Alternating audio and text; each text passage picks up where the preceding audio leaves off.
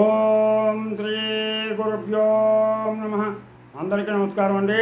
ఈరోజు మనం ఉత్తరాఖండ 79వ భాగం తెలుసుకుందాం. ముందుగా గణేశ ప్రార్థన.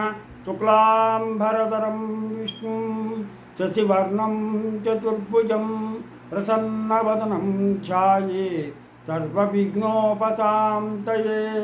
గురుబ్రహ్మ గురుర్విష్ణు గురుర్దేవో మహేశ్వరः గురు సాక్షాత్ పరబ్రహ్మ తస్మై శ్రీ గురవే నమః. శ్రీరామ జయ రామ జయ జయ రామ శ్రీరామ జయ రామ జయ జయ రామ. శ్రీరామ రామ రామేతి రమే రామ మనోరమే సహస్రనామ తత్తుల్యం శ్రీరామనామ వరాననే.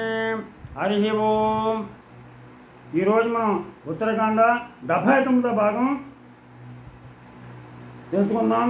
ఆ మునేంద్రుని అద్భుతమైనటువంటి వాక్కులను విని గౌరవంతోనూ ఆశ్చర్యంతోనూ రామచంద్రుడు ఇట్లా ప్రవేశించను.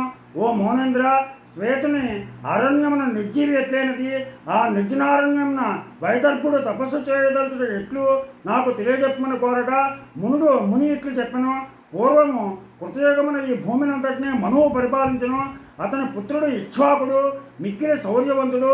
తండ్రి అతన్ని రాజుగా చేసి ఈ భూమి యందు నీవు రాజవంశములకు కర్తవు కమ్మని పలుకగా ఇక్ష్వాకుడు అట్లే అనను. ఆ మనువు సంతసించి గుణవంతుడా, నిజముగా నీవే కర్తవు. ఈ జనులను దండనీతిని అనుసరించి చక్కగా రక్షింపము. ఎవ్వరి మీదను కారణము లేకుండా కోపగించకు. దోషము చేసిన వారిని రాజు దండింపగా అదియే సుఖహేతువై ఆ రాజును స్వర్గమును నిలుపును సుమా అని పుత్రునకు హితము చెప్పి అతడు బ్రహ్మలోకమునికెగను. తరువాత మనుపుత్రుడు తండ్రి మాటను అనుసరించి అనేక సత్కార్యములను చేసి ధర్మమునందు ఆసక్తి కలవాడై దేవసమానులైన 100 పుత్రులను గాంచను. ఓ రామచంద్ర, వారిలో చిన్నవాడు మిక్కిలి జ్ఞానహీనుడు, నీతి లేనివాడు, చదువు లేనివాడై పెద్దలను ఇష్టముతో కొడువక తెలివి లేనివాడై దుర్మార్గుడై సంచరించుచుండగా రాజు చూచి దండమందును తప్పదని తలచి వానికి దండుడని పేరు పెట్టి ఘోరమైన భూమి ఏది అని ఆలోచించి వింధ్య శైవల పర్వతముల నడిమి రాజ్యము ఏలుకొనమని ఇచ్చను.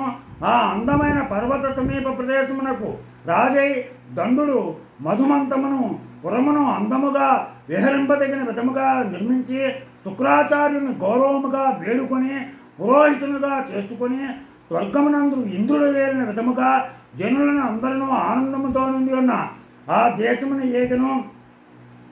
దీంతో మనకి 79వ అధ్యాయం పూర్తయింది.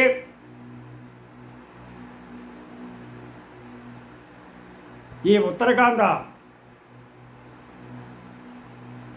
111 అధ్యాయాలు.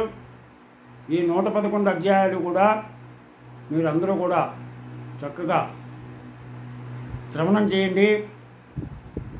అలాగే మీరు శ్రవణం చేయడమే కాకుండా 10 మందికి దీని గురించి తెలియజేయండి. అలాగే ఖాళీ సమయంలో మన పిల్లలకి మన యొక్క రామాయణం, మహాభారతం, భాగవతం, భగవద్గీత ఇలాంటి గ్రంథాలన్నింటినీ కూడా కథలుగా వాళ్ళకి తెలియజేస్తున్నట్లయితే వాళ్ళు మంచి పౌరులుగా, ఉత్తమ విద్యావంతులుగా, భావి భారత పౌరులుగా తీర్చిదిద్దబడతారు. ఈ పిల్లలకి మన సనాతన సంప్రదాయాలు విలువలను తెలియజేస్తారని ఆశిస్తూ, మీకు నా ఛానల్ కనుక నచ్చినట్లయితే సబ్స్క్రైబ్ చేయండి. అలాగే లైక్ చేయమని కోరుతూ మీ రాపాకొండ.